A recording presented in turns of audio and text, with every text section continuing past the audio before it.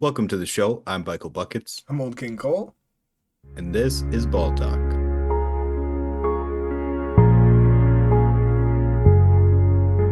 All right, the season has officially ended as of an hour ago ish. Hell yeah. So today we're gonna get into the play-in. We're gonna talk about the official standings and then kind of take a stance on what we think is gonna happen in the play-in. Maybe predict who might enter the playoffs. Then this week the play-in is gonna happen, so we'll get to see that out. We also have a little award ceremony we want to do. We have award have done all the awards that the NBA does, just in our own opinions, and we're gonna talk about those. I'm not gonna lie. This is our first time doing this like official end of the year podcast before the playoffs, pre-playoffs podcast. But I think every single year moving forward, this might be my favorite podcast of the year every year. I was so hyped getting the notes ready, just thinking of what to talk about. Like, this is a wrap up of the season. Yeah. Like, this was one of the best seasons in history, man. Like, not only did we get the Luka trade, we got the Jimmy trade, we got the Grizzlies firing their coach like 3 weeks before the end of the season. We got the Nuggets firing their coach and their GM 5 days like before the end of the season. Like, man, this season has been just packed, action Yeah, packed.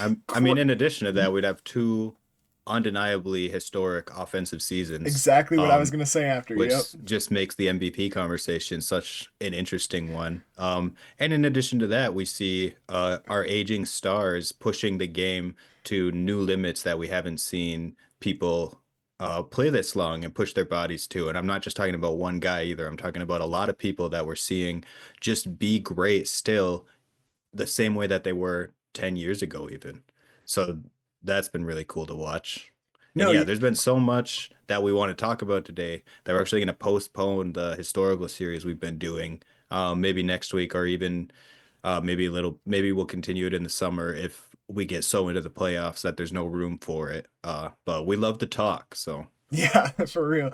But yeah, dipping into the players just having historical seasons. I mean, you got to think this year um, we had Shai topping the most points by a Canadian player in a regular season, and then Jamal Murray topping him like what was it like only a couple days later, or maybe it like was a so quick. right. It was It so was quick like after. Like what a crazy storyline with that. almost like he did it on purpose. Right. Yeah.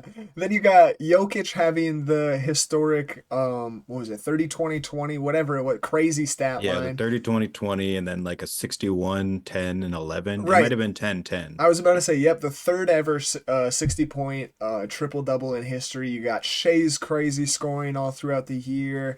I mean, you got Harden looking like he's been absolutely in his prime again, like he's playing Right. for the Rockets again, and that's been Yeah. crazy. The Uh, Celtics started the season with the most three-pointers in a game as from a team right away. And then you got like Giannis's breaking records and doing things no one has ever done, or Sabonis, who's getting double doubles like no one has ever gotten before. yep. And yeah, they're not even in the MVP conversation just because of how great the league is right now. Right? Yeah, for real. Oh my gosh, it's been crazy. The Pistons, I mean, the turnaround of the Pistons this season, like that's arguably like the best storyline out of all of it. I mean, they were literally historically bad last year, the biggest losing streak in NBA history last year. Yeah. And now this year, currently at the end of the season, sitting at the sixth seed, like they're safe from the play-in. They're Right. No, which um all right, I got to glow. So for the past couple years, I've been saying three hot takes at the beginning of the season, which are more or less for myself. But this year, I almost hit it. I almost hit my parlay. My three hot takes were that it was the James Harden comeback season, which we've seen that in a display, and we've seen James Harden in a way we haven't seen him in a couple of years. So that was cool. And the other one was that the Pistons were going to be top six. So I was really happy that they dodged the play in. And that is such a crazy turnaround. yeah, for real. My third one was that Jaylen Brown was going to be I MVP. was So about to say you got to I throw that was, third one in there no, just to let them know. I definitely got to let them know. I didn't hit 3 for 3. I missed terribly on But that it's third one. crazy that you hit 2 for 2. I mean, the Harden one, it felt like that one you could definitely see a little bit with like the storylines going into the year. I remember them saying that they were going to start running the offense through Harden as like their main piece and whatnot. But the Pistons one, I remember when you sent your message of the 1, 2, 3 and like your hot takes into the group chat. I remember seeing that and I was like, the Pistons top Yeah, and that's six. the reaction I got from everybody. Nobody was with me. Even I told a Pistons fan that, and he was like, "Well, yeah, it's good to have hope." Like he didn't even think they were going to be top six, and I was like, "No, man, you're making it." And yeah, so yeah, that's exciting. Yeah, for real. And that's arguably been like the best storyline of the year. But Right. but as I was saying to the start of it, I'm glad that we went on this little rampage and kind of like mentioned off a lot of our favorite moments of the year. Like this might be my favorite pod every single year moving forward, just because not only are we able to do what we just did for this whole entire pod and kind of reminisce on how great of a season it was every single year, but we get to talk about the best part of the season. Like that was cool and all, but let's be real, we don't care about those 82 games once they're over. Like at this point, No, yeah, it's you can time for these feel it seven in the game air. series now. As soon as that last game ended, Clippers Warriors went into overtime to end the season, so that the Clippers could secure that top six spot. Yeah, As soon as it ended, you could feel it in the air. It's postseason, man. yeah, it's It's the time. postseason. It's time. It's Play-in starts in 2 days. The playoffs start in less than a week. Yeah, We're It's very exciting. So yeah, today, well, these are the official standings. Not yeah, even Don't even have to say the date. So, um, talking about the West, the Thunder secured the number one spot, just like we all knew they were going to. yeah. Rockets secured that second spot. Then the third spot was the Lakers. They're going to be playing the sixth seeded Timberwolves in the first round. It's gonna be a good Uh, matchup. that should be a good matchup. I see that being very gritty. Yeah, there's gonna be a lot of chippiness between Luca and Anthony Edwards. I think they're Right, gonna do a lot of talking back and forth. that's that Western Conference Finals rematch in the first Yeah, round for those yeah, two. yeah. Then the four and the five, the four was secured by the Nuggets, and the five the Clippers just secured today. Um, in that they pushed the Warriors to the seventh seed, so they're going to be playing for the seventh seed against the eighth seeded Grizzlies. And the loser of that game will play the winner of the ninth and tenth seed, the ninth seeded Kings, and the tenth seeded Mavericks. And honestly, I hope the Mavericks pull it out. I hope the Mavericks are the dang though. No Kyrie though. All right, sorry, Anthony Davis. I'm going with the Grizzlies. I hope the Grizzlies get the eighth seed and the Yeah, Warriors get the seventh yeah. seed. I'm hoping it just kind of stays pat for competitiveness. Yeah. I really wanted the Warriors to play the Lakers. That's really why I was watching that game. I know that's like such a cliche want to have for an NBA fan, but I'm a cliche NBA fan, you I know? mean, it's good. It's good for the NBA. It's good for view. Like you know what I mean. It's good. It's not a bad thing to want to see, especially for somebody that kind of got into the NBA like super deeply in that time period when that was really going on, the LeBron Curry Right. kind of rivalry. So And like the it's NBA not bad. knows that too. Like they know that they gain fans because of that. Because Yeah. like LeBron and Curry going to head is what got me involved, like you said. Yeah. So um I love to see that as much as I can in the end of their careers. Uh but it didn't happen. Didn't happen. And it still could, but it's not like, Yeah. I I don't care enough about that to like lose interest in the actual matchups. You know what I'm saying? Mm-hmm. Like I'm not going to be rooting for them just so they play against each other. But yeah, honestly, that's the way I see it playing out, especially without Kyrie. I don't even know if the Mavs would win that first game. Yeah. If they win against the Kings, it would have to be behind like an Anthony Davis steamroller. Right, and the issue is that the Kings are one of those teams that have somebody who can contest Anthony Davis and who Yeah. can out rebound Anthony And Davis. who will outmuscle Anthony Davis? He's gonna put in more. Anthony Davis has shown at this point in his career no hatred, but he doesn't really want to be the center. He doesn't want to be the big man. And Domantas Sabonis has done quite the opposite. He's proved that even though he is undersized as a center, he will play the center every single possession, every single play, and he'll run it well, get crazy amounts of rebounds. I mean, like we said, double double machine broke Wilt's record of most double doubles consecutively. Like he's a beast down there. So yeah, I don't see Plus it being very that good for the Mavs. that Zach LaVine DeMar DeRozan duo being in Sacramento too with Sabonis as that third piece is just I think that's going to be really big next season. And so I hope so. I would see them winning that game. I don't know how well they could compete against the Warriors or the Grizzlies in a win or go home scenario. Hmm. Um, but even if they did win that game and somehow like snagged the eighth seed from one of those teams, that's it, man. Yeah, they're not making No, it far whatsoever. you're right. Warriors Rockets would be a very interesting first round matchup. Oh, for sure. I think that's going to be a great matchup out west. Yeah. I think the Warriors are going to take it, but Yeah, I think so too. But it's just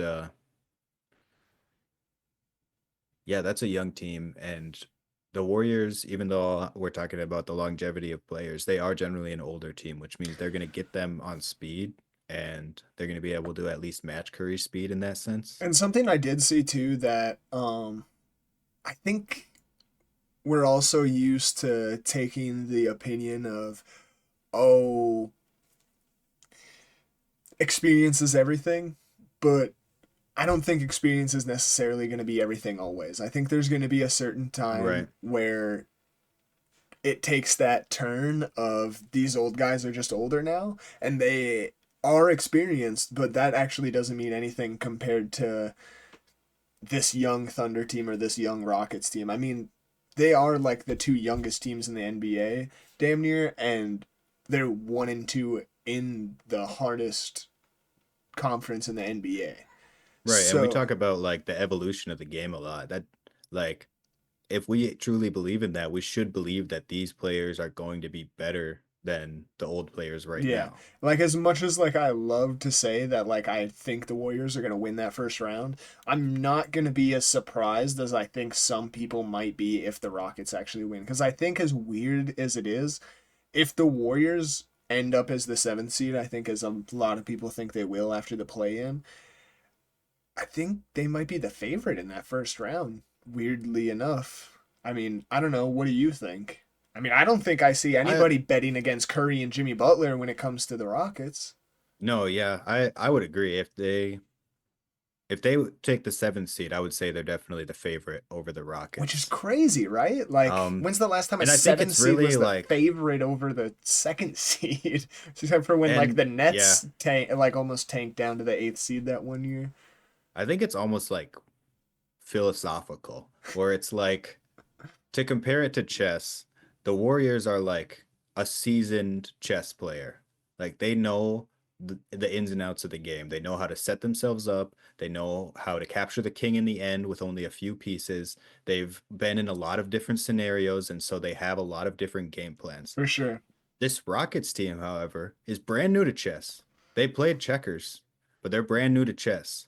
And something when it comes to chess is when you have a seasoned chess player against a brand new player, it's even because the seasoned player has no way to predict what that brand new player is going to do because the brand new player has never seen chess really played before. So they're just like doing it, they're just doing what they know. And the seasoned player is never going to be able to predict that in a way that they could predict to get back to basketball. The Warriors won't be able to predict the Rockets in the way they could the Lakers. Mm-hmm. The Warriors You know got a what to lot. do against the I was Lakers. gonna say you got a lot more tape on LeBron and Luca than you do Alperen Sengun and Jalen Green. Exactly. So there's a lot of scenarios in that series I'm not where I gonna lie. think, At first, when you were making that comparison, I was like, "What is he saying?" But then you compared it over. You cooking right there. That was crazy right there. bro, because there's going to be scenarios in this series where the Rockets are going to do something that we've never seen before, No, yeah, for sure. and the Warriors are not going to be prepared for I it. mean, yeah, they have Um, baby Jokic and so much depth. I mean, they have like arguably the best bench in the NBA besides what the Celtics. right. Now, despite this whole analogy, I'm still betting on the seasoned chess player against the beginner, which I Yeah, think is why it immediately makes the Warriors the favorites. even though we know what the Rockets are capable of, we know that the Warriors have a bigger playbook in that sense. Hmm. Not literally, but metaphorically speaking. I hear what you're saying. Yeah. But yeah, I mean, I just think this could be the year where that conversation changes for sure. Where if the Rockets and the Thunder kind of take over the league and we see a Rockets Thunder Western Conference Finals, I think going forward, people will stop being like, oh, well, that team's young. They'll just be like, oh, that team's good. Yeah. You know what I Yeah, I mean? could definitely see that being a switch. Like if they dominate the Lakers and they dominate the Warriors in this playoffs, yeah, I just, And that could really be like the turning point where we actually start focusing on the new generation and especially like the because media is yeah, like it focusing on the new seems like it's generation. almost like wrapping up and formulating that way. Like if you look at the current standings right now, 7 up is mostly old guys, and then you got your younger guys at the top two. I mean, the Timberwolves aren't necessarily an older team, so we'll count them out. But the 7 seed is the Warriors, definitely an old team. You got your star players as like Jimmy Butler, Steph Curry, and Draymond Green. You got the Clippers, who are just a bunch of older dudes who have just like gone to LA and decided to build this super team that like isn't really super anymore because they're all past their prime, but they're still really good together. You got the They're on a stride. They're on a stride for sure. right, But yeah, yeah. they're doing great. You got the Nuggets who have just been consistent as ever, like staying pat as the same team forever. You got like the perennial best player in the world for the last however many years Yeah. on that But team. since their championship, they've only gotten older. Right. Not just because of aging, but in trades No, and right, exactly. pickups. And then you got the Lakers, who, I mean, do we have to even talk about the Lakers? They have LeBron. I mean, they're old. You know what I mean? They just traded for Luca, so that definitely helped a little bit. And I feel like they've been doing a decent job at kind of looking towards the next phase after LeBron, like the Luca phase, like trying to make sure that they're developing Bronny So in a good way and like is Luca 26 now? let me fact check that. But why? What's a Well, because I was gonna split it, because LeBron's 40, so if Luca's 26, he might be 25. I just don't know when his birthday is, and it could have happened since the last time I checked. yeah, he's 26th. He turned it February 28th. Okay, see, the last time I checked was probably my birthday, because that's really when I care about celebrities' ages. That makes sense. But but yeah, so Luca's 26, LeBron's 40, so for 33. You know what I mean? So like that's like Yeah, older. So you really got like all of the like older past generation stars over on the west side at least that are actually performing well besides the Suns. I mean, if the Suns were in the playoffs too, they'd like really be racking up for like this perfect scenario in my head. But then you got the 1 and 2 seed Thunder Rockets who like you said are new to chess and they're just really good at check. They're like the 1 and 2 best teams at or players at checkers in the world, in the universe. They've gone and played aliens and beat them.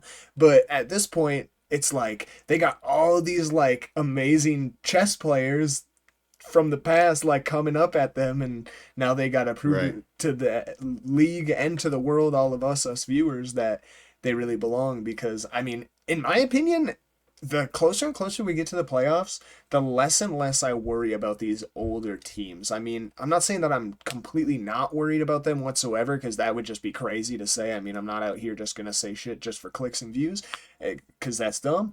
But I really am starting to believe in these younger teams a lot more. I mean, obviously the Thunder, I think all of us are kind of past that they're young. I think it's like, oh shit, who's going to beat the Thunder? Like we were with like the Celtics last year.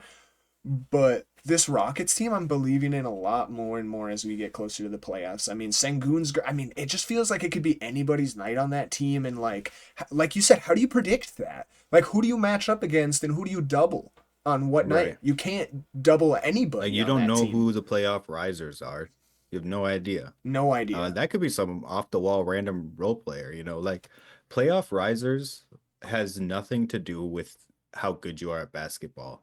It's just like some guys rise and some guys don't. Literally, the Obviously, pressure when you're and the like bright lights hit, and you're just right, like obviously when you're good as like as as good as Trey Young or Jimmy Butler, you remember them as the playoff risers because of what they did that was so crazy. But, role players do that too, and it makes a big difference that might not go unseen. Oh yeah, for sure.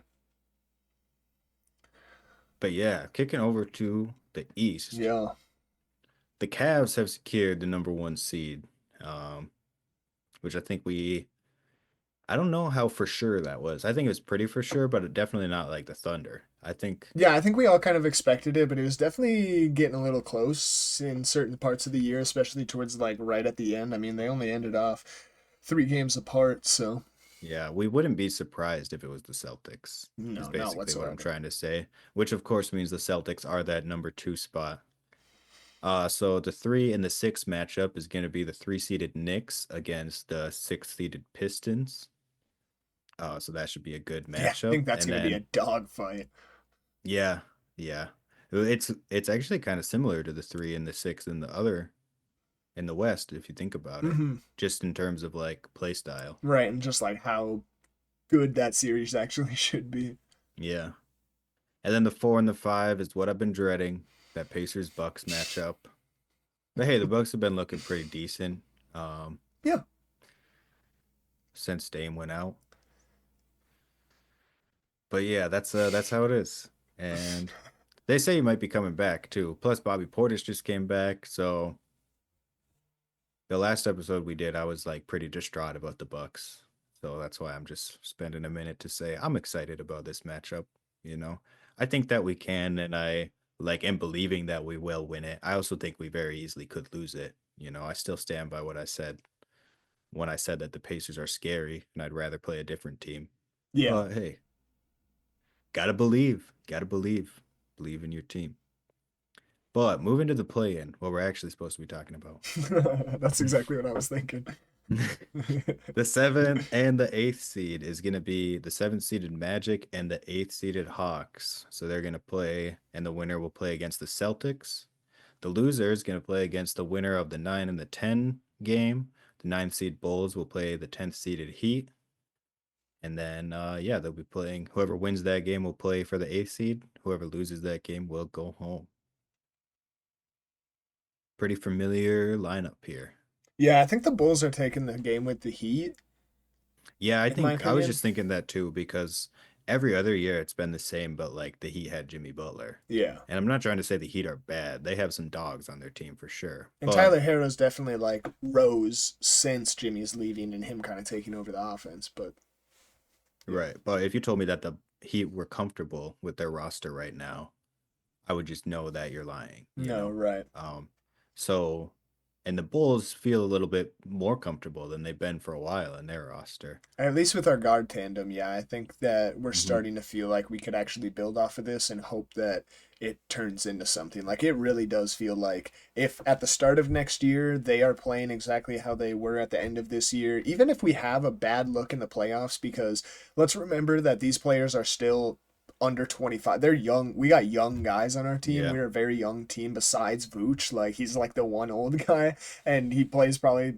some of the most minutes just because he's like our only big man that actually can do something. But um And your young guys are good too. That's the yeah, thing, is like they could very easily develop into very good right. players. That's why I was like, if we're seeing this production at the start of next year and it's not just some March run that we see certain guys go on at the end of the year when certain teams are starting to either hit that super tank button or that rest until the playoffs button and then certain guys get to kind of go off a little bit more. If they're proving that, like Modest keeps going off, he takes a second year jump, and if Kobe and Josh Giddey can still keep playing off of each other, and we maybe make another good, decent little move and a sufficeable role player in the draft, because it doesn't seem like we're gonna get a high enough draft pick with us being in the play-in now, to get like a stud or like some guy that's gonna make a huge difference off rip. I mean, who knows? Jokic was picked in the second round, so you can never really predict Right. those things fully. But if we can make some decent, smart moves moving into next year, yeah, I'm more excited than I think a Heat fan is, like you just Yeah, said. and we've seen just this year, we've seen like big turnarounds from losing teams to winning teams. Yeah. Um, and I don't like I feel like I'm almost discrediting like the Rockets and the Pistons if we just assume that this is going to happen every single season from now on. Yeah. But I do think that in the immediate present, teams like the Bulls are like, we could be really good next season because they just saw that. Yeah, you just have to open your eyes to the possibilities because it literally just happened right in front of our faces. So, Right. for sure. But with that being said, so first, let me say, I think the Hawks are going to beat the Magic. I think Trae Young is really trying to do something this year and whatnot. And I think there's been a lot of unfortunate circumstances over in Atlanta, like with Jalen Johnson going down and just certain people missing certain periods of time and whatnot at really unfortunate periods and whatnot. I think they're going to beat the Magic, but I don't think the Bulls are going to be able to beat the Magic. I think we can win Yeah, game one, see, but I don't think we can make it to a game of seven series. um, one thing I'm thinking about is like the Magic's injuries. Are they still dealing with injury? They are. I think Franz is still out, but Paulo is in, as far as I remember. Let me look. Oh, so right now, literally everybody's listed out because a lot of people didn't play today. Yeah. So it's hard to say. Like, yeah, literally Trey's out on this game. Dyson Daniels, Clint Capella, everyone's out. Um. Okay, no, I'm tripping. Franz is back in, so yeah, no, they're healthy. Cause this game on the 9th, 4 days ago, Paulo played, Franz played, Wendell Carter played, KCP played, Anthony Okay. Black Jalen played. Suggs is out, right? Okay, yep, you're right. And Suggs is then out. Mortis Wagner. Oh, Wagner. Moritz, Mo. Moritz. I just say Mo. Just say Mo Wagner. Mo Wagner. Okay, I will do that. Mo Wagner. Um, so yeah, I want to agree with you, but like I do have a lot of faith in this Bulls team. I think that that hot streak is going to carry off at least through the play-in. I can't say that you can bring a hot streak from the regular season into the playoffs, but I think it can be brought into the play-in. I hear you. I have more faith in us making it to the eighth seed than I have any faith of us winning a game of seven series. I mean, of course, because if we made it, we'd make it to the eighth seed, and that would be us playing the Cavs. But yeah, I don't really have as much faith, especially now looking to see that all of these guys played good minutes just 4 days ago. I don't think our roster is built to beat Franz and Paulo and Wendell Carter and KCP Yeah. and Cole Anthony and Goga Badatza. And Yeah, and honestly, it's tough because I want to see them both there, but I also want to see the Hawks there. So I'm gonna lose in one of the three scenarios. mm-hmm. One of those teams that I want to see in the playoffs is not gonna make it. I Yeah, think the I'd love to Magic see could the do Bulls there, a but lot. I think the Magic could do a lot in that series. that's what I'm saying. That's why I'm like, I don't know. The Magic, now that I'm seeing that they're like fully healthy, oof. I mean, you remember how high I was at the start of the season on the Magic. I mean, I thought the Magic were going to be what the Celtics are right now. I thought the Magic were going to just keep going up and up and up and proving that they're crazy. I mean, it really looked like they were. They Yeah. were the third seed, pretty solid pat for a And good it's bit not of the like they got season. worse at basketball either. They just dealt with injuries. Yeah, for like a So big part of the year. Like Franz and Paulo were out for a majority of the season. so to put myself in that scenario, and everybody's different. I can't just assume how the people on the Magic feel. But to put myself in a scenario of I'm on a really hot season, I'm really performing well, I get injured, I come back, or my teammate gets injured, he comes back. Now we're ready to go. We're that team from the beginning of the regular season, right at the playoffs. I think we're going to play really hard. And I think that we have a good chance of pushing it to 6 or 7 games against a 1 seed. Oh yeah, for sure. Especially a team like the Cavs. I mean, not to agree with what Antoine has said in the past because I mean, you know me. I mean, Well, I someone's got to say it though, because he's like not here to say it. no, right. I genuinely could see a team like the Magic put up a fight against a team like the Cavs. I mean, they're both kind of in the same situation in the sense of they're not really super familiar with the playoffs as a cohesive group. Maybe certain guys on the team. I mean, KCP on the Magic has won a championship with the Nuggets. But also, you got Donovan Mitchell, who is led teams to decent-ish playoff runs since he was a rookie.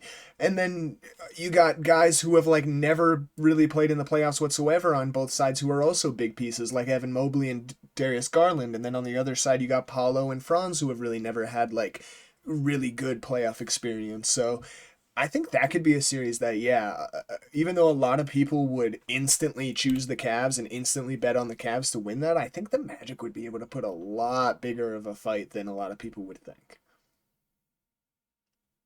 Yeah, I agree with everything you said. I think they have a better chance at beating the Cavs too than the Celtics. Oh, Um, yeah, for sure. I think if the Magic made it up to the seventh seed, I'm sorry, Magic fans, but that one's this, tough. yeah, the Celtics are. I mean, if we did a playoff prediction right now, I'm not gonna lie, I have the Celtics probably going to the finals out the East. I mean, the Celtics just, I'm man, glad you said that because I was about to say off the top of your head, just for the fuck of it, yeah. finals prediction, finals matchup. Oh, off the top of my head, for the fuck of it, I'm gonna go Celtics, and then let me look at the matchups again. Cause right off rip, I just think the Celtics. While I'm looking at the West and thinking about it, the Celtics are just too tough of a team. It's Oh too yeah, they're definitely stacked, gonna walk to the conference finals. right? And then at that point, it's like you gotta hope that the Cavs are there to actually put up a fight against them, because otherwise, I mean, who else is And gonna what we really just do said about the anything? Cavs, it's the Celtics are really, really built well. Yeah, There's not and a they are experienced chess players too. right. Every So single that's one of like them. Every single one of them. right. When it comes to the Cavs, it's like, all right, you're the number one seed, you did your little thing, but we've been there, done that. We've been Yeah, here and done this. right. And then like So even like a good bit of them, Jalen Brown, Jason Tatum, and Derek White have had like that experience of like Olympic play, so that extra like I know that's not like right. NBA play, but it's still like No, a yeah. And different Drew form Holiday went of to the last one too. right. So I'm saying, dude, they have so many It's guys that like, have like all that like clutch, like just needing to win mentality. Like I just don't think they're gonna yeah, like lose. Jason Tatum and Jalen Brown have never missed the playoffs. They don't know what it's like to have a season where you don't go to the playoffs. So like there's no pressure on them Damn near in the probably first never missed series. the conference finals. Man, I had this like memorized a couple weeks ago. I They remember you brought it up too. they had a first round exit in 2021 against the Nets, which is like obviously that Right, Nets but team was other than crazy. that, they've made the Yeah, other conference than finals that, it's every been year. You're right. I remember you mentioning that now that you say yeah, that. it's like Isn't that crazy, dude? Like, what? Like, at yeah, this point, I'm just not. I like don't have any question about the Celtics. I'm just like, yeah, they're going to make it to the fight. Like, they like to feel like the them, Warriors 5 years ago. no, for real. And to them, it's like we talk about how much the playoffs are a different game. To them, it's really not because it's like they know what it's like all through the regular season. They know what they're preparing for. Hmm. Like they're always focused on the And playoffs. that's why you see them, They I feel like, always go with like different lineups. You got lineups where you can tell that like Jason Tatum's out for illness or whatever, but it's like, man, are y'all just testing out a lineup where Jalen Brown's the main guy for a night to see how this whole entire playbook looks ran by him, so then you can figure it out for the like I swear everything they do during the regular season is just planning for the playoffs, every single no, thing. yeah, Like that's why they have games where they're just like, hey, Derek White, go off and score 40, because they want to see right. every single play in the playbook ran by him and see what would work in a playoff series, to see if they have a mismatch with them, if they can run that play at this like, oh, they're just so And compare them to pristine with it. The Cavs are tired, they've been working hard to get that record. They've The had Celtics, they've had the target on their back too, like this whole entire season. right. Especially at the end of this season, I feel like everybody puts their Yeah. best game on for the Cavs. The Knicks still couldn't deliver though.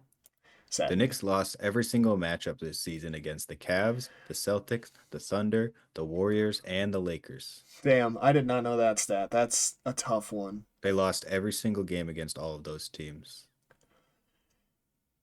But all right, quick off the top prediction: it's gonna be the Celtics versus the Thunder. I know that's so boring, No, but yeah, I mean if yeah, I mean I know that's yeah, so if boring. I had to say it, that is boring, but I agree. I mean, the Thunder are that team. Yeah, I could see the Lakers beating the Thunder.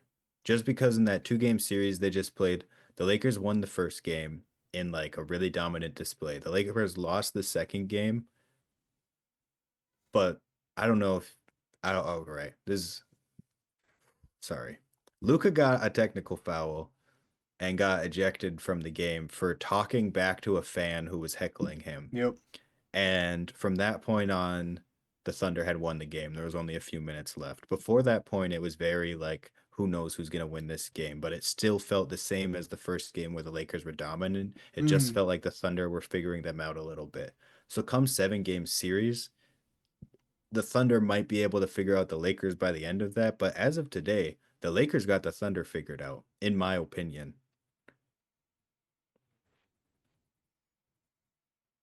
So, I'm going to go Lakers Thunder or Lakers Celtics I to knew be what you meant. different. Yep. Yep. Hey, that'd be crazy. Also, Get yeah, the I also do rivalry feel going. like That'd be the nice. yeah, especially because it's like obviously Celtics Lakers rivalry, but it's also like Jason Tatum Luca rematch in the finals would Right. be very exciting. Yeah. And I think Luca is one of the biggest playoff risers that is in the league today. For sure. No doubt. And then you got LeBron right next to him, so it's like, oof. We have no idea what that's going to look like in the playoffs. Like, to me, that still might be the craziest thing ever in the playoffs that No, we've yeah, ever seen. LeBron literally being a coach who's part of your lineup, Yeah. like standing there, And a like top 10 player in the league. right. Like, And it's like he's not and just he's like not even some the role best player player. on your team. He's not Right. even the best player on the team. Like that is such an insane thing to think about. I've been tripping all That's what it was season about the supposed to fact, be with AD this whole time, yeah, bro. it They was. finally got it. They finally got it. They got it. They got it, man. But yeah, so that's what we think about the play-in and the playoffs going forward. Um, we're gonna take a quick little break and then we'll get into those awards. Hell yeah.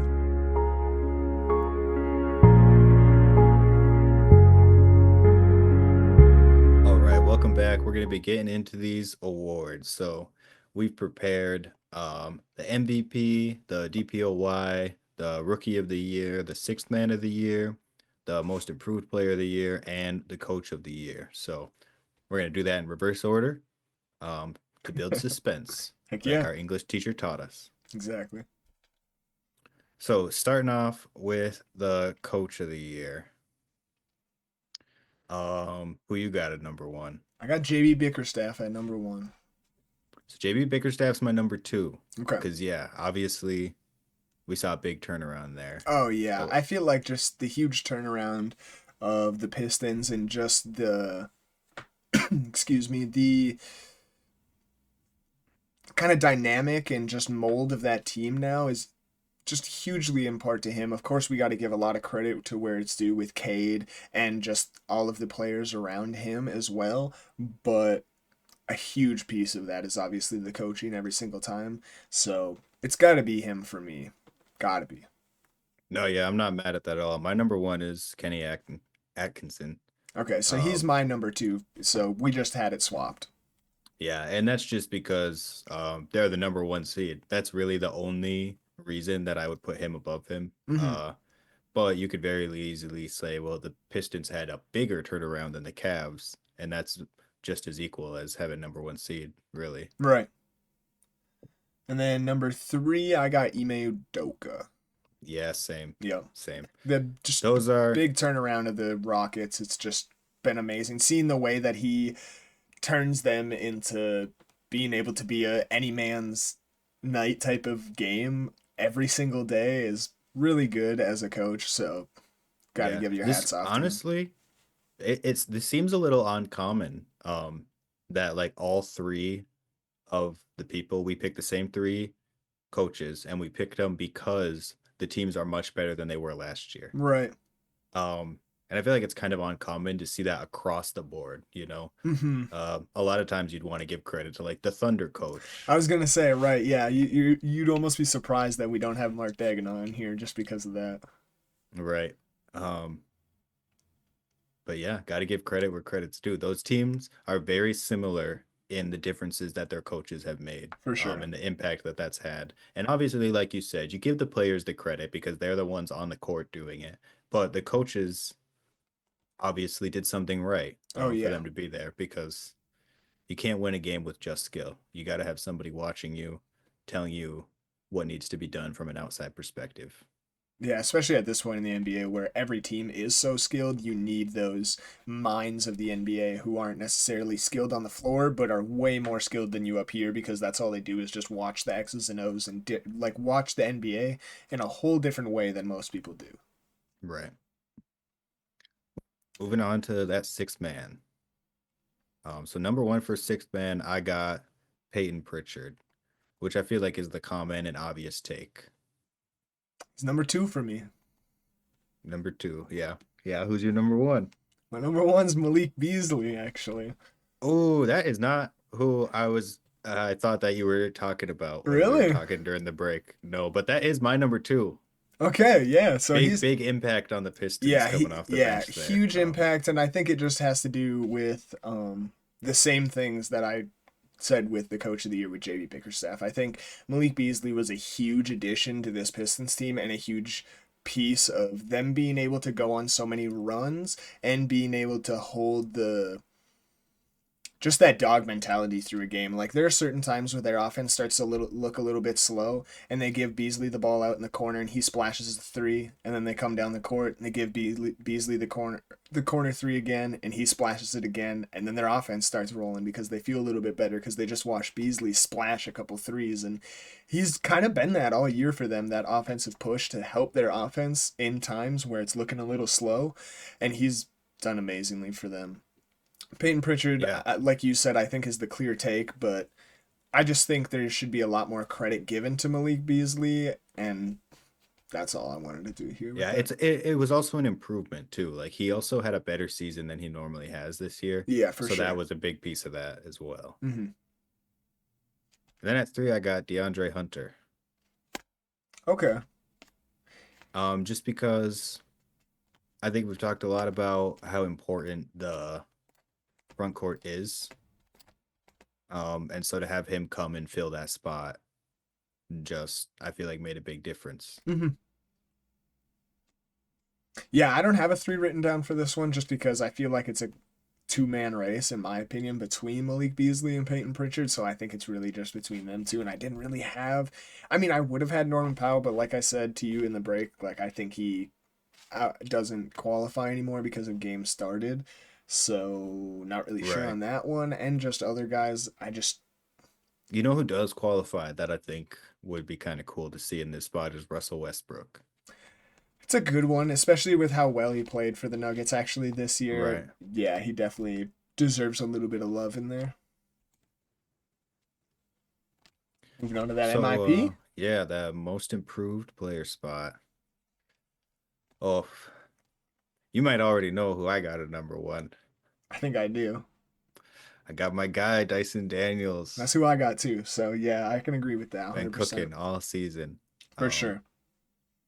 I mean, shoot, he's a Yeah. defensive player of the year candidate. I mean, I'm sure for both of us later on. So, um, yeah, to propel yourself from not really having the best start to your season and kind of looking a little shaky to really coming out here and averaging, I think, 14.3 points this season and breaking the record for most deflections in a season by like double or something like by a crazy amount, like averaging like 3 point something steals a game, like crazy numbers defensively. Like Right. the takeoff that he's had with his career, he definitely deserves that love at most improved. So I agree with you, number one with Yeah, and Dyson. it's not even just like a couple times a game. Like he's out there terrorizing teams with his Hmm. defense. Yeah, And that just was yeah, was unheard of. So for number real. one for me.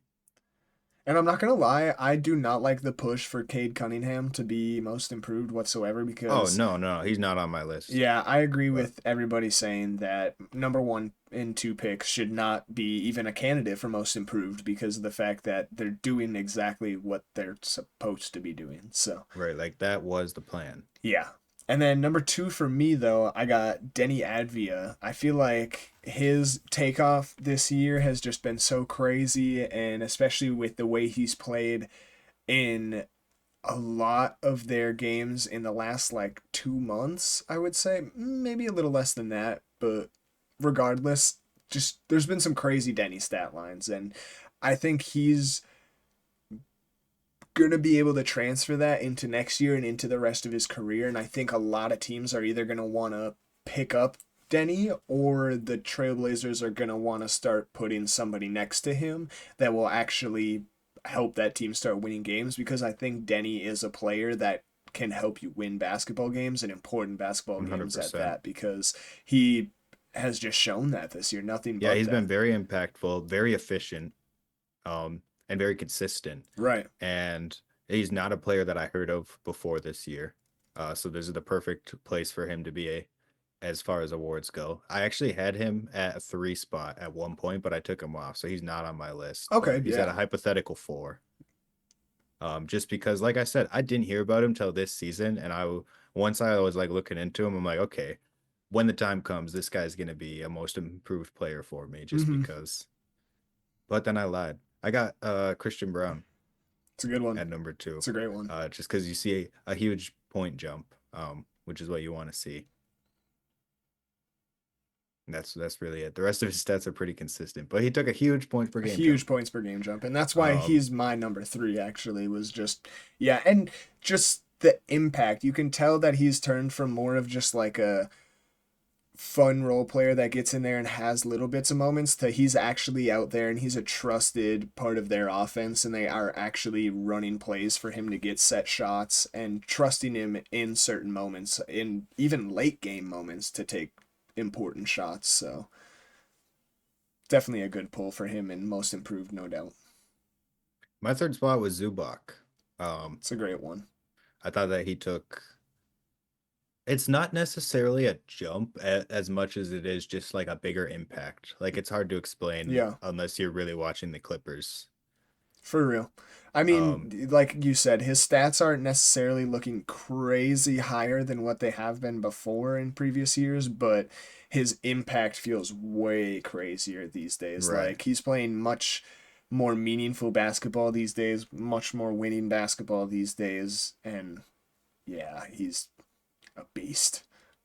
Yeah, he's if there's like an S tier, he's a A tier center at this point in his career. For sure. He's definitely a guy that I think anybody wants. I mean, he can score Right. the ball down low with decent post moves, and he is a lockdown down in the post. Like he's locking up the 100%. post. Yeah. But yeah, so moving on to rookie of the year, Oh yeah. getting into those exciting ones. I think the number one's kind of obvious here, in my opinion. What do you think?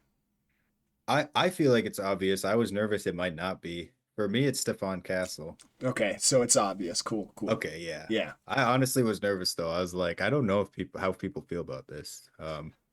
Yeah, I think it's pretty Uh, locked up. I mean, averaging 14.5 points a game, about 3.5 assists and four, or 3.5 rebounds and 4 assists. I mean, yeah, he's definitely doing good things. I mean, not yeah, really shooting amazing efficiently, but that's kind of what all rookies do. No rookies come into the league and just shoot amazing off of it, because it's a whole different right. game and the 3 point line's pushed back and you just got to get used to it.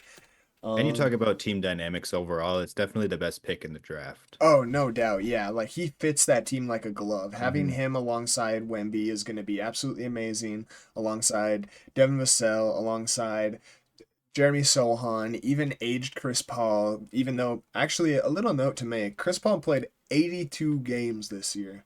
Yeah, yeah, I was gonna say Chris Paul did his thing on Spurs. Shouts out to CP this year, because, man, that was just awesome to see. Even though, Right, like, we didn't get to see him and Wemby exactly play as much as we would have liked to this year, it was really good to see him still with another young team doing things that CP does and just putting more knowledge into the league for future years to come.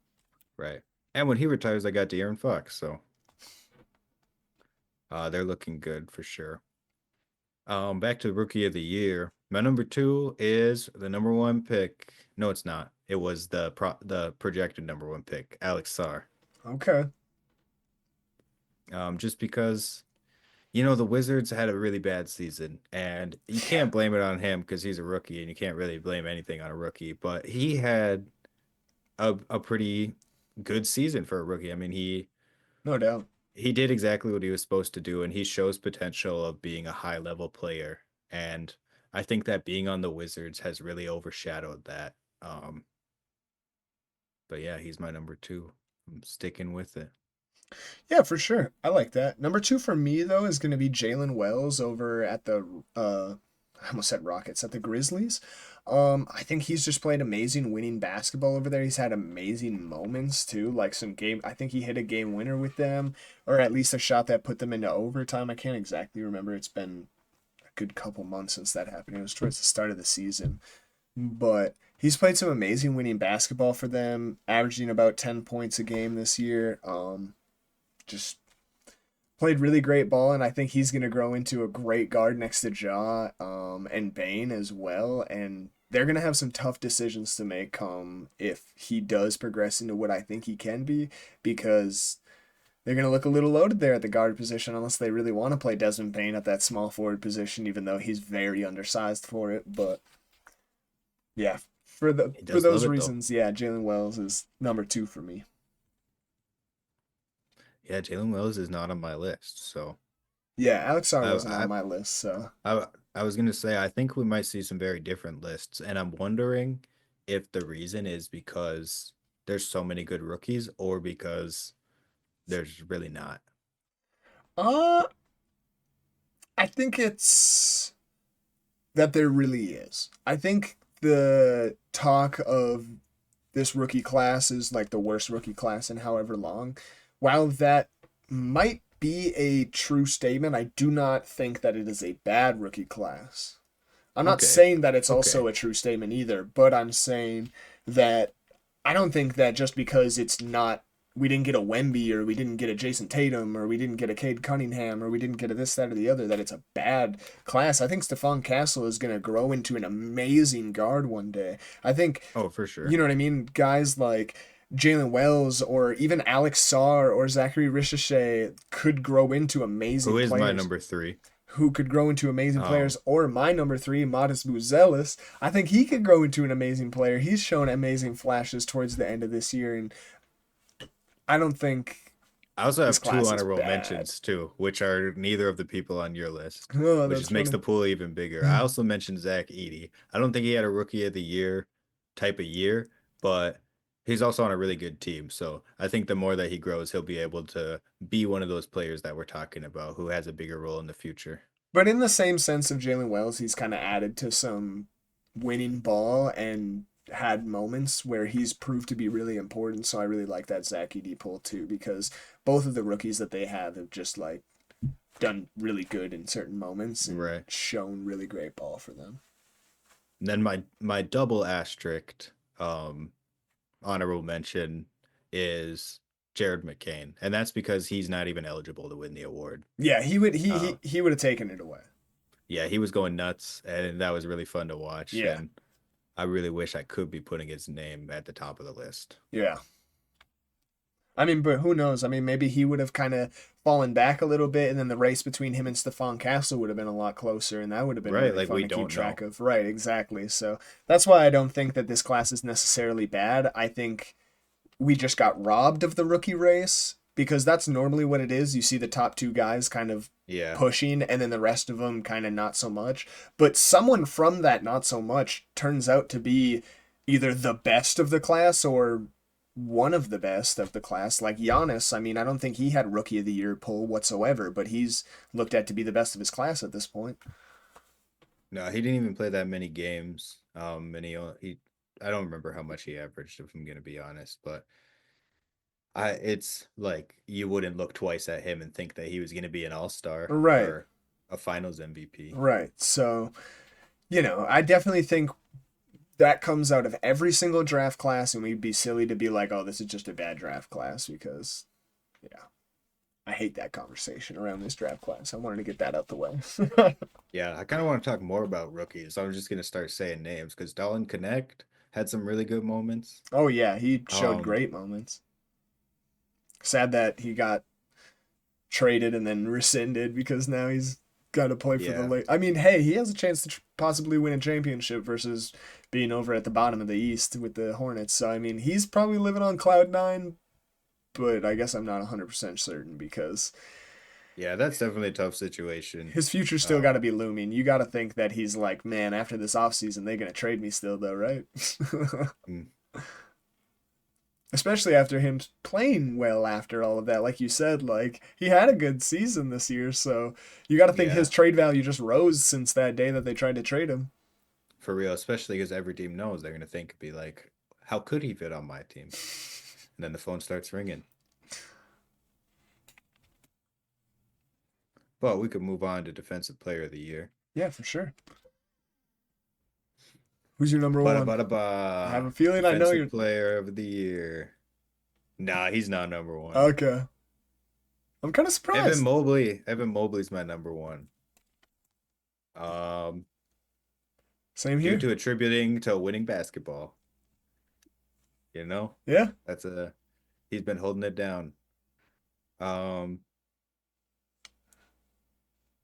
yeah, he's an interesting dude for me to talk about.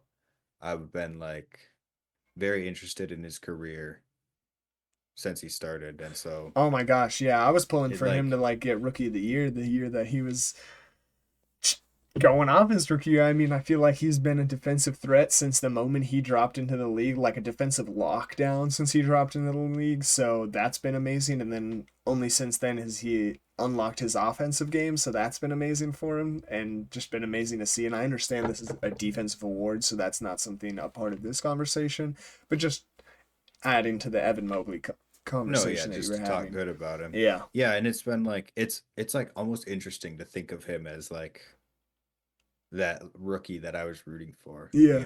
because like he is like fully developed defensive player of the year, not even candidate. Like I think he should win the award, Yeah. Like I think he should be the defensive player of the year, and that's really cool to see. But my number two is Jaren Jackson Jr. Okay. My number two is Dyson Daniels. So Dyson Daniels is my number three. Okay. I had to put him there because of the deflections. Mm-hmm. You have Um, to. but yeah, overall, I I might have, if I just like made this on a whim, might have put Dyson Daniels at number one, honestly. But because I was doing like a bunch of stat checking, I felt like Jaren Jackson Jr. and Evan Mobley both deserve to be talked about better than Dyson Daniels when it comes to defense this season. Mm-hmm. And and honestly, I might have not even included Dyson Daniels if it wasn't for the deflections, which is an obvious thing to say. Right. But those deflections, man, that's unheard of, and incredible. Yeah. So Jaren Jackson Jr., we've talked about him a lot. He's again, his defense has attributed to winning basketball. Surprisingly, I actually don't have him on my top three list. It's Draymond Green for me, actually, at number three. He's my asterisk honorable mention. Right, and that's where Jaron would be for me, would be right behind him. But yeah, I got Draymond there. I mean, I think I'm not gonna buy into the Draymond should be defensive player of the year hype that I think has been going around in I'd media be and thrilled whatnot. if he was. It'd Like be I'd be so happy for him. right if But he like actually was, but he isn't actually. So no, he's not. And but I think he's definitely a good mention in that conversation. Like he's one of the best defensive players in the league this year, and without a doubt, and has helped the Warriors stay afloat defensively in moments when they were kind of in a bad stretch, and helped them look even more amazing now that since they've gotten Jimmy and they've gone on their hot streaks and this, that, and the other. So he just has to be mentioned for sure. I don't think he's the no, yeah, he award definitely winner. has to be mentioned. Yeah. Um when I like alluded to Dyson Daniels might not even be on my list, that's who I was talking about. Okay. Was like Draymond Green, who's definitely had a defensive player of the year candidate season. And even though I'm not going to give him the award, I wouldn't be mad if he got it, and I'd be happy for him. I'd be a little disappointed, and I'd say that Evan Mobley got gypped.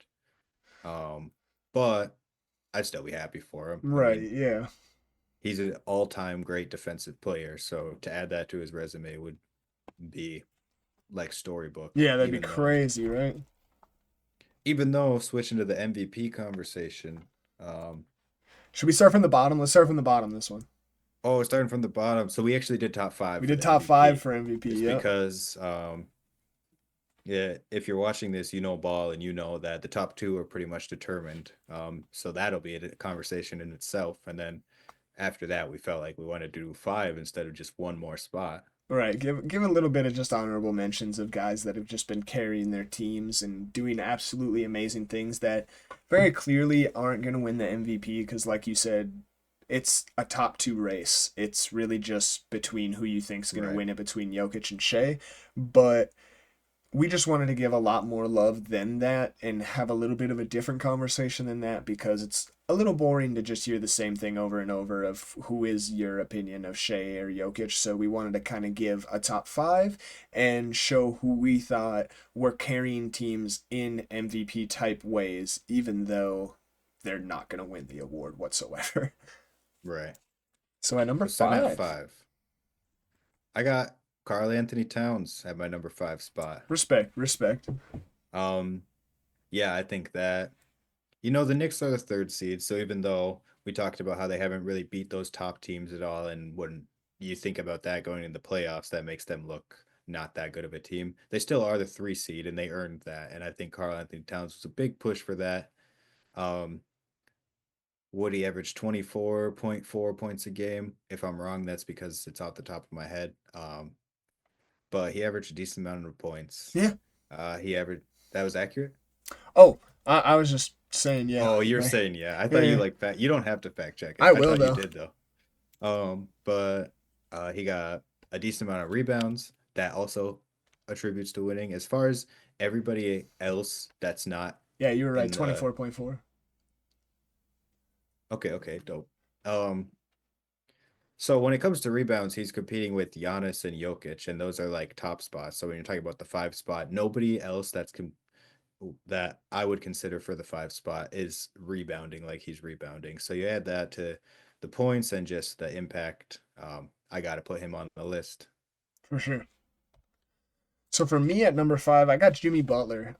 It might not say so with the stats or anything like that. He's averaging like No, I 17 love it. points, five and a Love half it. boards, five and a half assists, but the impact he really has on a team, not only when he was actually doing anything, because let's be honest, the Heat are so much different without Jimmy Butler, and Oh that's yeah. some like MVP type uh what am I trying to say, impact that you give to a team when you leave, that team is in rebuild mode. As soon as Jimmy left, the Heat were rebuilding.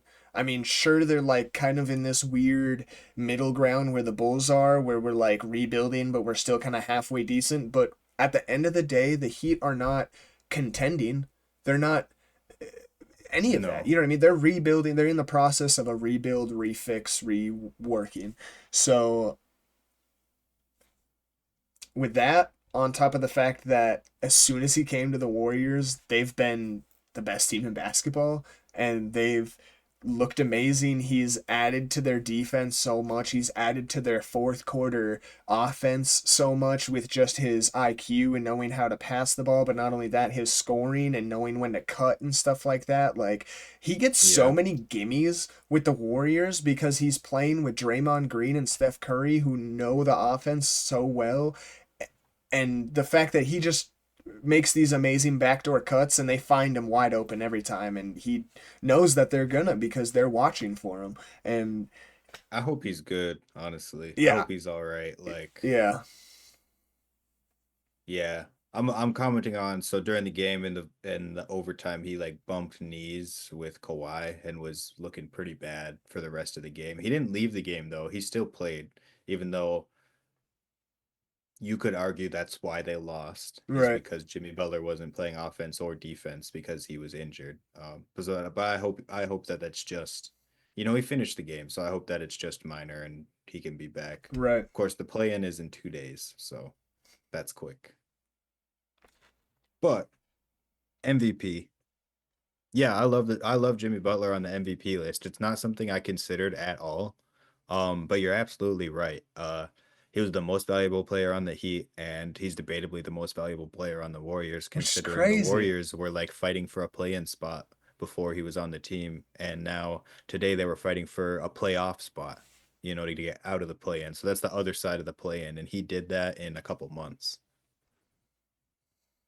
So yeah, that's a good take. Hmm. My number 4 is Jason Tatum. And honestly, from here on out, my list looks pretty familiar. Probably seen it on ESPN. Yeah, I feel like 3, 2, 1 is going to be pretty ESPN for both of us. That's why we gave those extra two. Yeah. And Jason Tatum, Jason Tatum's an amazing generational talent, and For we know sure. this. And he's on a team that we speak only good about. We never say anything bad about the Celtics because of how amazing they are. And we know that he's the team leader. We know that he's the best player. We know that other players can be just as good as him, but that doesn't mean that he's not the leader of the team and the most valuable player on the team.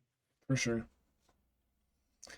For me, I had so much Pistons love for a Bulls fan. Damn, people might not think I'm actually a Bulls fan. Number 4 is Cade, man. I gotta go motorcade at Oh, number I 4, love man. that too. I Like mean, he's been, everything we've said about the yeah, Pistons, he's been averaging give just credit where credit's amazing due. things. He's having just great stats, playing winning basketball, the biggest turnaround probably arguably ever in the sport. I just got to give him credit. He's doing amazing things, and he's averaging these amazing things while getting like 5 free throws a game. Like he doesn't get a crazy amount of free throws every game, and he's not shooting the ball a crazy amount. He's going down there and getting layups and dunking the ball and getting like hard buckets, and I just feel like that's something that we should put a lot more credit into, because even though he was in the 3 point contest because he has a high 3 point percentage, he doesn't actually take like this crazy volume of threes that you normally see in the Right. NBA these days. So, No, he's a slasher. you know what I mean? And I just feel like you got to give credit to that, especially with just the amazing things that he's doing. He's doing this while not taking all those threes that all those guys are. So, Yeah, and I mean, you take him off the team, which isn't anytime you talk about MVP, you got to take him off the team mentally to see what the team looks like. And you take him off the team, uh, they might be the worst team in the league. yeah, You know, no offense to anyone else on that team, but they're too young. There's no leader. It's no without leader. Cade, he's very valuable to that team. So by definition of MVP, just like Jimmy Butler, you did a good job with those. Thank you, sir. Number 3 is the Greek Freak, Yep, Giannis it's Antetokounmpo, the gotta king be. of Milwaukee, the king of Wisconsin. Oh man, Steady three for what, like 2, 3 years now? yeah. Every year he gets better too. Like every year, It's it's so like Giannis tough. is this is the best season of Giannis's career, and like I'm not as hurt about it as I used to be. Past seasons, I was like, this is definitely Giannis's year to win MVP, and I don't know why people aren't giving him credit. And I was mad when Jokic won 3 before Giannis won 3, Yeah, but I don't care anymore. I mean, Jokic and SGA had way more better seasons than Giannis. Giannis just happened to have the best season of his career, you know? it happens. Yeah, it does happen. That's just how the cookie crumbles. Yeah, pretty much. The Um, top two are just doing better. Giannis in the past couple weeks has attributed to winning basketball, but prior to that, Giannis hasn't really attributed to winning basketball. And I've talked before about how that's kind of not always on him because the ball needs to be in someone else's hands. Not even specifically talking about Dame. Like sometimes Doc Rivers wants to put the ball in the hands of somebody that you would never expect just because he wants to. And Mm-hmm. I'm not gonna say I'd be a better coach than Doc Rivers, but he confuses the hell out of me sometimes. Uh wow. Yeah, I'm definitely blaming Giannis being 3 on Doc Rivers. But hey, don't let me talk about Giannis. That's I'll go all crazy. day. I'll Yeah, go all you will. day. You will too. That's why I I'll just go let it. all That's day why I just long. let it. But It's but just yeah. funny to me. That's your 3 too? Yeah. Oh, yeah. Clear Yeah. number 3 to me, in my opinion. I mean, like you said, for all the reasons. I mean, he's just amazing. He's only gotten better every single year. He's Man, I mean, I just don't know what to say. I mean, I feel like we've all heard people talk about Giannis for years and years and years now. What is there else to say besides he's amazing? I mean, defensively, He he's is. the best two-way player that we've seen since Prime Kawhi. I'd go back further, honestly. I'd take it to the 90s, but that's just me. I don't know, man. That one season of Kawhi might be that guy in the '90s that you talking about. If Kawhi Yeah. stayed as Raptors playoff run Kawhi for the rest of his career, he's Michael Jordan. Yeah, I can't even say that like Giannis at that time was better than Kawhi offensively or defensively Because because we have a whole like Kawhi basketball was the Giannis series to prove stopper. that Kawhi definitely like stopped Giannis He from was the Giannis making it to the stopper. finals that year. He did. He did it. Man. It's tough. Sorry to bring that back. No, it's fine. Honestly, when I was watching the Clippers Warriors game earlier today, it was super weird because like I'd be looking and I get a flashback to like Warriors Rockets. Then all of a sudden like Kawhi would hit a shot over Curry and I was like, "Oh my God." Like it's 2019 and You were I'm like, oh no, terrified. Kawhi's doing crazy stuff again. All right. Because It was like, yeah, for real, when it Kawhi was starts fun. doing crazy stuff, just get out the way, man. Just get out the way. For real. All right, number two. Might as well skip to number one. We know we disagree. Do we disagree? I think we do. All right. My number two is SGA. My number one is Jokic. Um, I'm standing on it. I've changed back and forth a lot of times, but um, yeah, yeah. When I look back at this season, I'm just gonna remember the fact that Jokic averaged a triple double. He scored 61 points, which was a triple double. He got the 30-20-20. Um, he hit clutch shots. We didn't do clutch player of the year, but when I was looking at that, Jokic was on my list Yeah, for clutch player of the year. Um, and yeah, that's just, he makes every single person on the team better. We talked today about honorable mention Russell Westbrook. We talked about Christian Braun for a most improved player. Um, why do you think that is? It's because they play with Jokic. It's because Jokic makes people better. He yeah, makes for them sure. better. Like and also the statistics when you talk about the Nuggets with Jokic are like one of the best offensive teams in history. The Nuggets without Jokic are one of the worst offensive teams in history. Not Right. even just this season. We're talking all time. Like the polarizing opposites of the Nuggets with or without Jokic. Uh I can't give him a fourth one, man. I can't deny him. He might be. I'm not gonna say it hands down right now, but he might turn out to be the best center of all time. Like we might be witnessing it right now.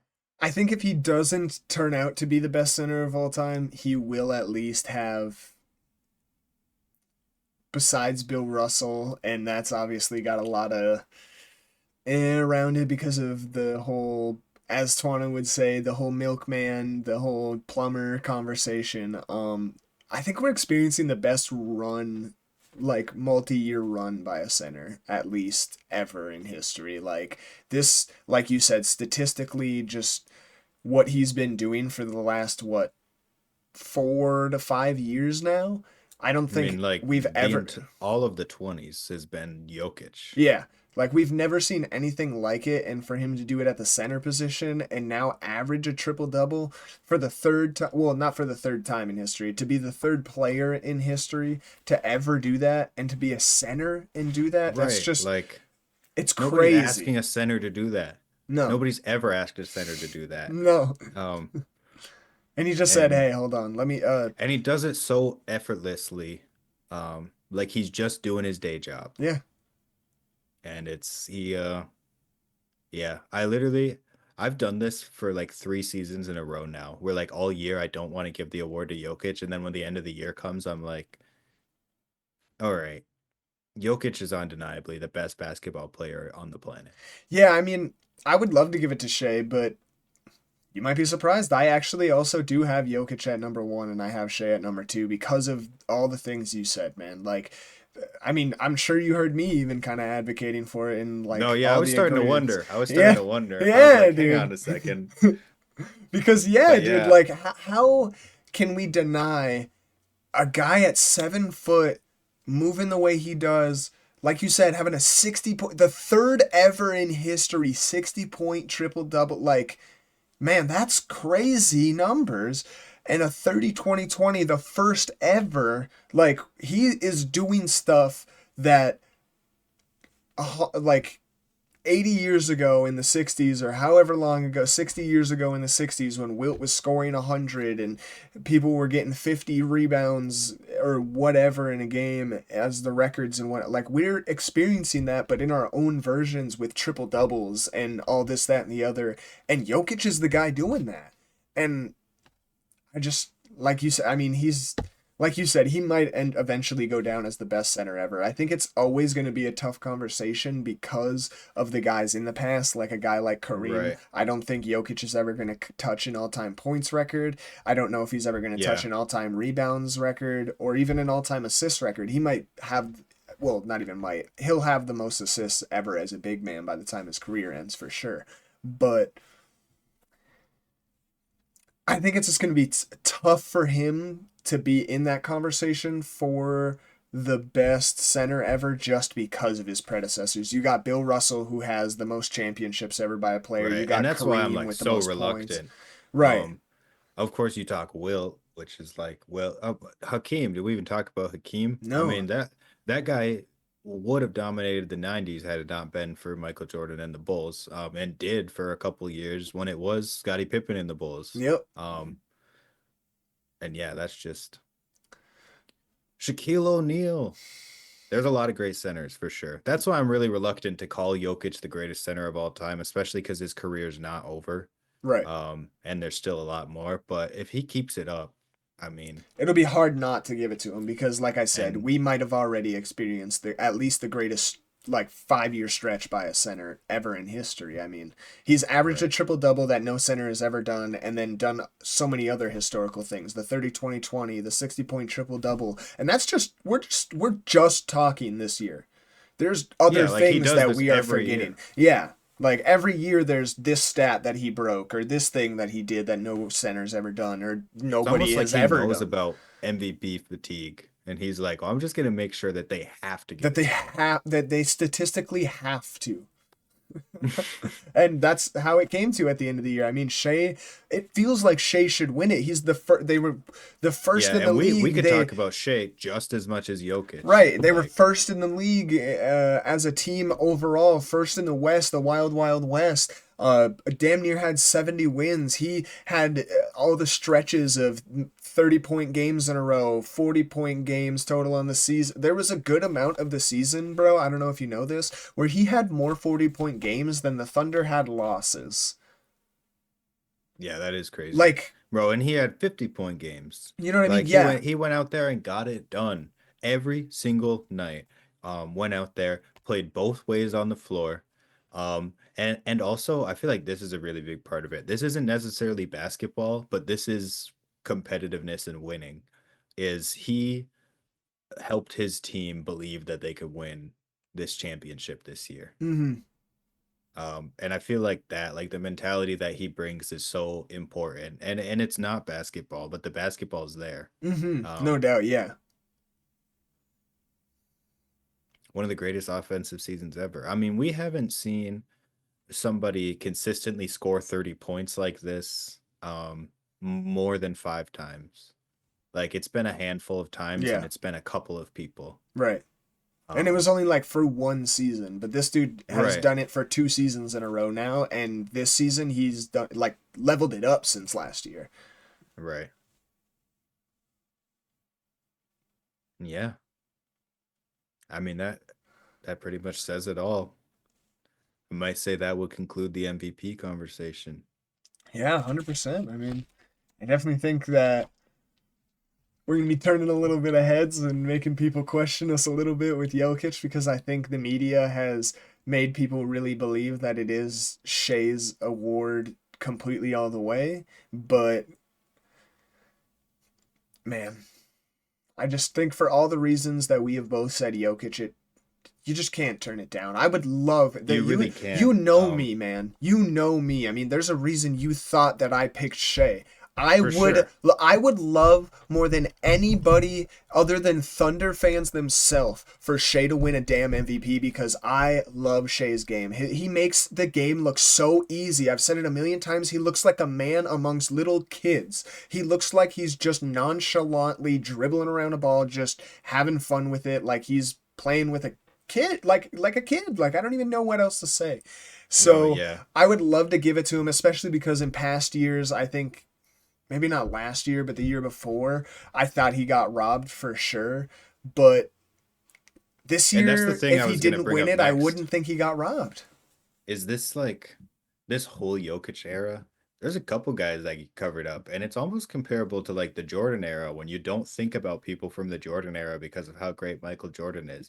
Like, is this gonna happen? Are we only gonna look back and think about Jokic? Are we not gonna think about Giannis? Are we not Right. gonna think about SGA? Are we not gonna think about Luca? We haven't even mentioned him. And of course, the season was a little odd and there was a trade, so he's not gonna be in this conversation. But like he got gypped an MVP. For It real. feels like, but also you don't want to discredit Jokic. Embiid snagged one. It's tough for me to say he deserved it, but He it's only he deserved it's it, but only I tough hear for you. me. He does deserve No, it. I It's know only what tough you're for me saying to though. say though because of all those other names I just said. Like, how come Embiid's got to be the one that snagged one in the Jokic era? Right. Especially Like, after all the stuff after the MVP. So like us, I hear you. yeah, It's like, especially too man, because that's the season that I thought it should have been Luca. And then last year I wanted it to be Embiid, but then Embiid didn't play 65 games. yeah, man, if he would have finished that season out, it was clearly Embiid. Yeah. But man. So yeah, that's that. I don't know when all the awards come out. I didn't look into it. Also in past years, it's been really hard for me to find when they come out. I feel like it's so random. Um, but I think they do it in the order we did, kind of reverse order, and just release those weeks to come. So be sure to look out for that, see how we did. Um, Let us know if you have anybody that you thought should be on the list. Oh, yeah. Also, I was going to say if there was no MVP voting and it was just up to me, I would give it to LeBron every single year. So it doesn't even matter. Donut. Glazed donut. Glazed donut. Hey, man. LeBron every single year. That's crazy, dog. That's that man. That's Oh, crazy. That's great. Oh, that's that man. he's so funny for that. Real quick before we do end off the pod though, since this is the last pod of the like regular season before we do kick into the playoffs, what was your favorite moment of the year, bro? I mean, if you can think off top, like game winning shot that stands out above the most, or even like a stretch that someone went on of like really hot games, or just what's the first thing that comes to mind where you're like, man, that encapsulated the season. No, yeah. I would say the very first thing that comes into mind, and it feels kind of like a cop out answer, but it would be seeing Luca in person when we had the opportunity to go see Luca play in I Milwaukee. mean, especially he dropped 45, so Yeah, like like, he dropped 45. Like that was the most memorable because there's so many like I can almost play it in my head like a highlight reel of just like Luca hitting a shot over here, Luca hitting a shot over here, Luca mm-hmm, driving from over there, Luca hitting a crazy assist right there. And it's like that was really cool, even as a Bucks fan. And the Bucks won that game, so that was more fun for me. mm-hmm, But um besides that though, that's a tough one. That's a real tough one. right. What about you? If I'm gonna think right off top, man, honestly, let me look at the standings real quick and look at the teams just because I want to think. Honestly, if I'm going to go with a cop out answer that's kind of close to yours, it's got to be the Luca trade. Just the Luca trade. Yeah. Like seeing the tweet, man. No, realistically, that is the first thing Like I I thought of, and I remember being discounted it. like, Like that was the craziest part of the season. That was the craziest part of this decade. Um, that was like, man, I was about to go to sleep. I you was know what up I'm all night. saying? Yeah, Like, dude. Like, so like, I don't know, maybe that. The whole Jimmy saga was really interesting. I'm not saying that that was my favorite, but it was definitely something that was cool to keep tabs on and Yeah, it whatnot as is. an I NBA definitely fan. checked my phone so often to see where Jimmy Butler was being traded to. Right, you know what I Or like mean? what rumors were going around. I Yeah. did not think he was going to go to the Warriors. Uh-uh. Um, and yeah, Especially because he that's said he wasn't going to resign there and then just did. right. Uh, but yeah, other than that, I Yeah, the mean, Pistons. I really love the Pistons, man. right, their whole entire Like, season, just a great like what storyline you were there, like saying we about how said. you're like people are gonna think I'm a Pistons fan. I'm like, no, I get it. Like, I kind of understand. It's almost like bandwagon of us, but like, I like am excited to see the Pistons happy, Hmm. and like I almost bought a Pistons shirt. I Dude, didn't yeah. buy it, but I saw this like dope shirt that said Detroit and it had like Mm. a car with like Cade, but he was like a skeleton. Ooh. And he was like going like this, and I was like, that's so sick of a shirt. But then I'm like, I'd be such a bandwagon fan if I bought that and started wearing it. Nah, Eh, bro, you just gotta start. You just gotta make sure that you get But NBA merch of every team, so then you can say yeah, that you got that's it. the next thing I was gonna say is I really do like love every NBA team though. Right. Like, and I would wear most teams, probably like 25 plus teams. I don't want to say 30 because I can think of a couple off the top of my head I'm not gonna rep. But Really? What's he? All right, maybe I won't make you. I won't put you on the spot like that. My bad. Okay, I'm not gonna do that. I don't want to hurt anybody's Yeah, I'm feelings. out here hitting you with some Stephen A. Smith ass questions. No, I'll be honest though. I don't think I wear anything from the Pelicans, like Okay, ever. okay, yeah, yeah, yeah. Because I was thinking off the top of my head, I'm like, man, I'd even wear some Hornets merch. Like, there's some raw ass The Hornets Hornets are jersey. another team I think of. The Hornets are kind of cool because of LaMelo though, Yeah, and they got and that's some why nice like jersey colorways. yeah, they do have a that is a nice like blue You color. know what I mean? So like, you almost just gotta buy the jersey just to buy the jersey. You can always go and get a Kemba Walker jersey too, bro. Yeah, that's true. And it's also when I think about the Pelicans, I was gonna say if they had somebody like if Anthony Davis stayed there and all of a sudden was an MVP candidate, maybe I'd want one. I don't know. Yeah, One of I their just don't actual think there's. players. I hear you. There's no like all-time players from the Pelicans to like Yeah, buy really that like right. Like people you are can gonna tell be me the like Jazz, and nice. I'll be like, I'll get a John Stockton jersey. Right. Like Yeah. yeah, the Jazz were popping once upon Dude, a I'll get a time. Jordan Clarkson jersey. I honestly They love have Jordan they got those like Clarkson. dope like mountain colorways. Ooh, yeah, yeah, with the purple. Um, You talking? yes, Mm-hmm. yeah, like purple and blue. Yeah, that shit nice. They even wear that Yeah, like kind of now. I think they made like an updated version of that kind of like a yeah. classic updated. You know what I'm saying? How they do that. But But yeah, yeah, there's a couple teams. I wouldn't rep the Heat. Um, that's understandable. You're a Bulls fan, a Bucks fan, yeah, so. and that's like pure rivalry See, and the hatred, Bulls and don't it's really like have any of that nowadays, so I don't have to worry about that. We're just yeah, that's also true. ass, so like, who cares about playing the Bulls, dude? Right. It's also like it's kind of dying, the Bucks Heat rivalry. And it's like I've never actually hated the Heat. It was just like the rivalry that got me. It's more I'd say I have more burning rivalry hatred towards the Pacers right now. Like, although I could see myself one day buying a Tyrese Halliburton jersey or like a Paul George Pacers jersey or Oh, that'd be something, cold, yeah. you would not see that on me right now. Absolutely not. Get that Nah, out of my house. yeah, no, I respect it, cause yeah, you guys have been just like going at it since the cup. But also basketball started in Indiana, so like the Pacers are special for that reason, That's true. Like and I will always appreciate that. But now I'm just talking. I'm not gonna wear any Wizards gear though. I'm not gonna lie. Yeah, Love you, that's John that's Wall, but I true. ain't wearing that That's jersey. true. I ain't wearing that jersey. That would actually be a sick jersey. That's like a fair exception, but If it's like a nah, yeah, yeah, there's a couple colorways. Those gold ones. not that patriotic. Uh, For real though. But all right, should we wrap it up? yeah, we could wrap it up. Let's wrap it up. Alrighty, everybody. That was what, episode 11? I Dude, don't I even never keep know. track. I never I know. don't even That was know. episode something of the Ball Talk podcast. We hope all of you guys enjoyed so much. Don't forget to hit subscribe, smash the like button, comment, share it with your mama, share it with your grandma, share it with your daddy, share it with your uncle, share it with your sister, share it with your brother, share it with your dog, share it with your cat. Make YouTube accounts for all those people if they don't even have them, and then make them subscribe and like. I mean, do what you gotta do.